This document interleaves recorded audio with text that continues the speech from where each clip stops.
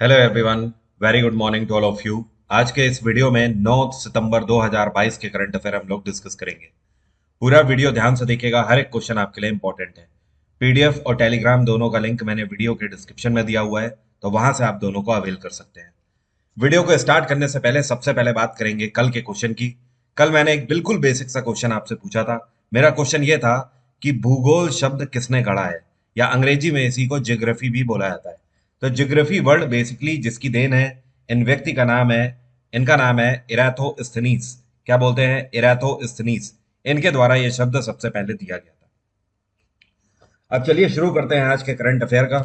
पहला क्वेश्चन है, अभी हाल ही में भारत का ये कौन सा राज्य है जिसको इंटरनेशनल ट्रैवल अवार्ड 2023 से सम्मानित किया गया है बेस्ट डेस्टिनेशन फॉर कल्चर के लिए। मतलब कहने का ये कि ये एक ऐसा राज्य है जिसको भारत में इसलिए इंटरनेशनल ट्रैवल अवार्ड 2023 से सम्मानित किया गया है, जहां पर जब पर्यटक जाते हैं घूमने के लिए तो वहां पर वहां का कल्चर सबसे ज्यादा दिखाई देता है अभी भी। तो ये है पश्चिम बंगाल। पश्चिम बंगाल को सम्मानित किया जाएगा 9 मार्च 2023 को। यह इवेंट होगा एक समिट की तरह जर्मनी की कैपिटल बर्लिन में। वहां पर पश्चिम बंगाल को सम्मानित किया जाएगा। अब देखिए, ये जो सम्मान है, ये सम्मान पाटवा के द्वारा दिया गया है। पाटवा एक ऑर्गेनाइजेशन है जिसका फुल फॉर्म है Pacific area travel writers association. इस ऑर्गेनाइजेशन की स्थापना 1998 में करी गई थी। इसका हेडक्वार्टर है नई दिल्ली। और जो पाटवा है, ये United Nations World Tourism Organization का सदस्य भी है।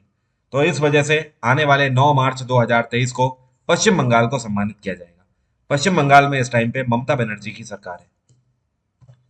अगला क्वेश्चन है, उत्तर प्रदेश का ये कौन सा सेंट्रल जेल है जिसके कैदियों को जो खाना परोसा जाता है उस खाने की गुणवत्ता इतनी बेहतर है कि अभी हाल ही में फसाई के द्वारा 5 स्टार रेटिंग दी गई है इस जेल को।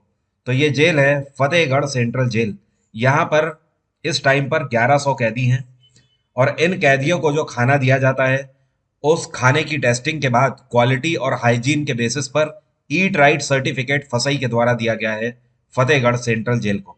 फतेहगढ़ सेंट्रल जेल जो है, ये उत्तर प्रदेश के फर्रुखाबाद डिस्ट्रिक्ट में पड़ता है। कहाँ पर? Farrukhabad district. Gorakhpur central jail Gorakhpur में ही पड़ता है। और जो अवध सेंट्रल जेल है, ये पड़ता है फैजाबाद में। कहाँ पर? फैजाबाद। और इसी तरीके से जो नैनी सेंट्रल जेल है, ये पड़ता है प्रयागराज में।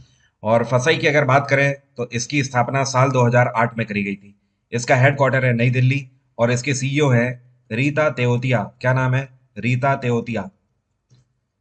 अगला क्वेश्चन है, डीजीसीआई जिसको हम लोग बोलते हैं drug controller general of India, इनके द्वारा भारत का पहला इंट्रानेशनल कोविड वैक्सीन है जिसको मंजूरी दे दी गई है। ये वैक्सीन किसके द्वारा बनाया गया है?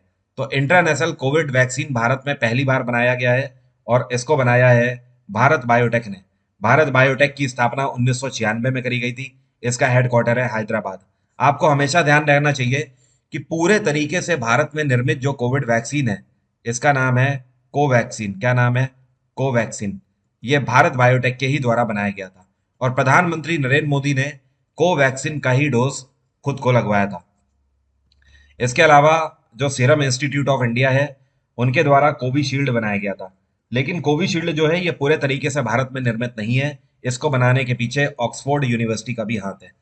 तो ये जो इंट्रानेशनल कोविड वैक्सीन है, इसकी खास बात यह है कि आप इसे इनहेलर की तरह नाक से भी सूंघ कर इनहेल करके। यहाँ पर आप एक बात और ध्यान रखें, अभी जो इंट्रानेशनल कोविड वैक्सीन है, ये उनके लिए लॉन्च किया गया है जिनकी उम्र कम से कम 18 वर्ष है। तो इसको लॉन्च किया गया है मनसुख मांडवी के द्वारा, जो कि इस टाइम पे हेल्थ मंत्रालय संभाल रहे हैं। अगला क्वेश्चन है, केंद्रीय पर्यावरण मंत्रालय ने किस राज्य के लिए नई तटीय क्षेत्र प्रबंधन योजना को मंजूरी दे दी है? तो यूनियन मिनिस्ट्री की तरफ से जो एनवायरमेंट मिनिस्ट्री है, इन्होंने कर्नाटक के लिए, कर्नाटक के जितना भी कोस्टल एरिया है, जो समुद्र से लगा हुआ जितना भी कोस्टल एरिया है, उसके लिए 3,800 करोड़ की मंजूरी दी गई है। कितने? 3,800 करोड़ की मंजूरी दी गई है। इस पैसे की मदद से कर्नाटक से लगा हुआ जितना भी कोस्टल एरिया है, वहां पर सेफ्टी फैसिलिटीज दी जाएंगी। इसके अलावा इन सारी चीजों का ख्याल रखा जाएगा कि कल को अगर कोई भी साइक्लोन आता है तो चीजों को कैसे बैक स्टेप किया जाए। इसके अलावा पर्यटन के लिए भी बेहतर इंफ्रास्ट्रक्चर बनाया जाएगा, और सैनिटाइजेशन के लिए भी फैसिलिटीज जारी करी जाएंगी। कि जितने भी कोस्टल एरियाज हैं वहां पर बिल्कुल भी कूड़ा करकट ना हो। तो ये जो 3800 करोड़ रुपए हैं, इसकी मंजूरी केंद्र सरकार के द्वारा करी गई है। और कर्नाटक में ये जो कोस्टल जोन मैनेजमेंट प्लान है, इसका उद्घाटन प्रधानमंत्री नरेंद्र मोदी के द्वारा किया गया है। कर्नाटक में इस टाइम पे बिसावराज बोम्मई की सरकार है और यहाँ पे गवर्नर है थावर चंद गहलोत। कौन है? थावर चंद गहलोत। अगला क्वेश्चन है, प्रधानमंत्री नरेंद्र मोदी के द्वारा मैत्री सुपर थर्मल पावर प्रोजेक्ट की यूनिट 1 का अभी हाल ही में उद्घाटन किया गया कौन से देश में? तो मैत्री सुपर थर्मल पावर प्रोजेक्ट जो है, ये बांग्लादेश के अंदर बनाया गया है और इसको 2 यूनिट में पूरा किया जाना था। अभी इसकी पहली यूनिट बनके तैयार हो गई है। तो इसका उद्घाटन प्रधानमंत्री नरेंद्र मोदी के द्वारा किया गया और शेख हसीना भी उस टाइम पर मौजूद थी। प्रधानमंत्री नरेंद्र मोदी ने रिमोटली इसका उद्घाटन किया है। ये जो मैत्री सुपर थर्मल पावर प्रोजेक्ट है, इसकी खास बात यह है कि पूरा प्रोजेक्ट 1320 मेगावाट बिजली का उत्पादन करेगा। लेकिन 2 यूनिट में क्योंकि इसको बांटा गया है, तो इसकी एक यूनिट 660 मेगावाट बिजली का उत्पादन करेगी और दूसरी भी 660 मेगावाट बिजली का उत्पादन करेगी। तो अभी जो ये यूनिट 1 है, तो कहने का मतलब यह है कि ये 660 मेगावाट बिजली का उत्पादन करेगी। जब दूसरी यूनिट बन जाएगी, तब टोटल पोटेंशियल इसका हो जाएगा 1320 मेगावाट। इसके अलावा एक चीज और ध्यान रखिएगा, ये बांग्लादेश के अंदर एक डिस्ट्रिक्ट है जिसका नाम है बागेर हाथ। इसको बोलते हैं बागेर हाथ डिस्ट्रिक्ट। और उस डिस्ट्रिक्ट के अंदर एक टाउन है जिसका नाम है रामफल। तो वहां पर यह बनाया गया है।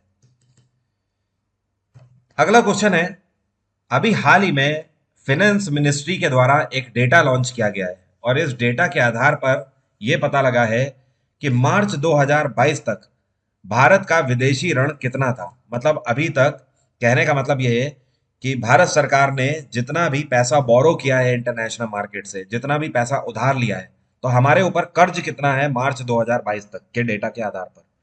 तो टोटल कर्ज निकल के आया है 620 बिलियन डॉलर का। इस टाइम पर आप ऑन एन एवरेज बोल सकते हो कि भारत के ऊपर 620 बिलियन डॉलर का कर्ज है। क्या इसमें घटोतरी हुई है, बढ़ोतरी हुई है? तो ध्यान रखिएगा, इसमें बढ़ोतरी हुई है। कर्ज में 8.2% की बढ़ोतरी हुई है पिछले सत्र से। और ये जो 620 बिलियन डॉलर का कर्ज है, इसमें से 53.2% जो धनराशि है, ये डॉलर फॉर्म में ली गई है और इसमें से 31.2% जो धनराशि है, ये इंडियन रुपी के फॉर्म में ली गई है। अगला क्वेश्चन है, अभी हाल ही में शिक्षक पर्व 2022 का उद्घाटन किसके द्वारा किया गया है?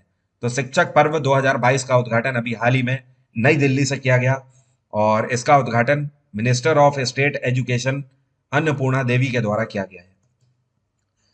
जो इस बार का शिक्षक पर्व है, इसका शुभारंभ 5 सितंबर को किया गया था, लेकिन ये कब तक चलेगा? तो ये 30 सितंबर तक मनाया जाएगा। खास बात यह है कि इसमें मिनिस्ट्री ऑफ एजुकेशन के साथ साथ AICTE और CBSE दोनों यहाँ पर हिस्सा ले रहे हैं। अब इसका मेन उद्देश्य क्या है? देखिए, इसका मेन उद्देश्य यह है कि भारत सरकार लगातार 30 सितंबर तक इससे जुड़े हुए कई सारे वार्ताओं को संपन्न करेगी। मतलब बहुत सारी कॉन्फ्रेंसेस आयोजित करी जाएंगी और कहीं ना कहीं एक ऐसा कंक्लूजन निकाला जाएगा कि भारत में जो शिक्षा का स्तर है उसको कैसे बेहतर बनाया जाए।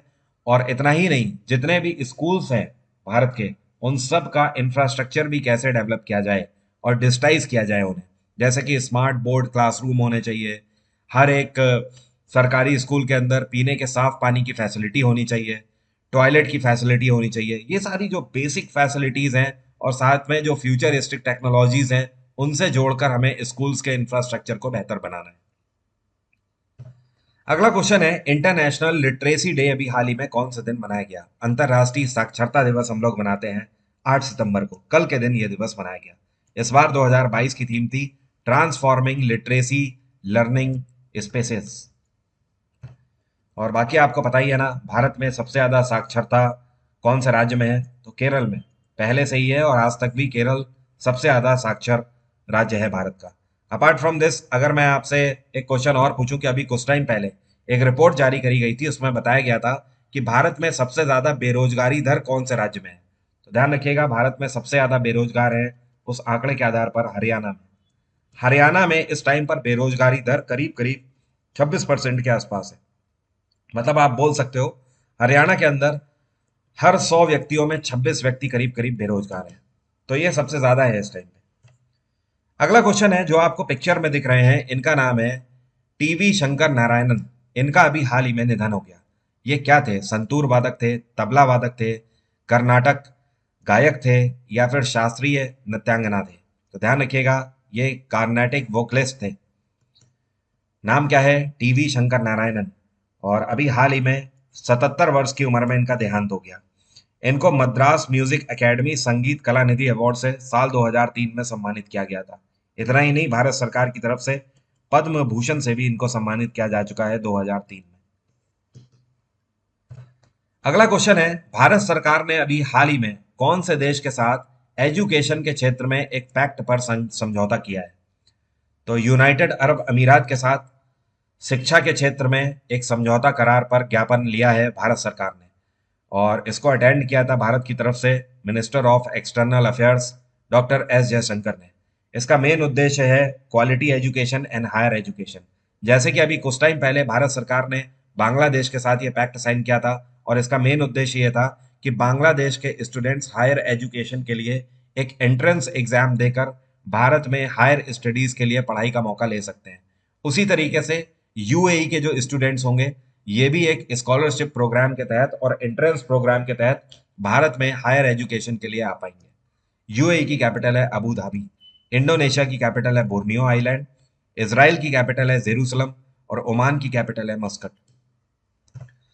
अगला क्वेश्चन है, अभी हाल ही में अमेरिकी सरकार के द्वारा 450 मिलियन यूएस डॉलर की धनराशि के लिए मंजूरी दे दी गई है F-16 फाइटर जेट एयरक्राफ्ट के प्रोग्राम को सपोर्ट करने के लिए कौन से देश को? तो ये देश है पाकिस्तान। पाकिस्तान के पास जितने भी F-16 फाइटर जेट हैं, उन सभी के मेंटेनेंस के लिए 450 मिलियन यूएस डॉलर की धनराशि को मंजूरी दी है अमेरिकी सरकार ने। ऐसा अचानक से कैसे हो गया?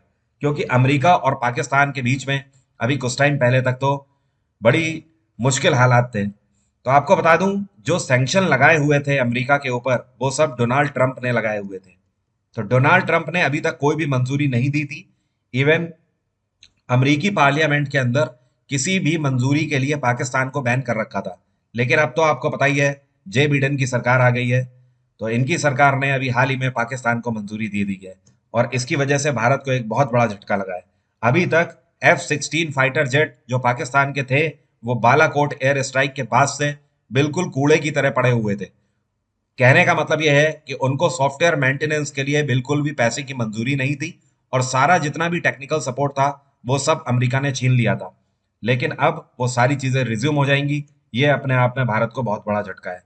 और आपको इस एयरक्राफ्ट की बात बता दूं, F-16 फाइटर जेट एयरक्राफ्ट ये बहुत ज्यादा पोटेंशियल फुल एयरक्राफ्ट है। इसको बनाने वाली कंपनी का नाम है लॉकहीड मार्टिन।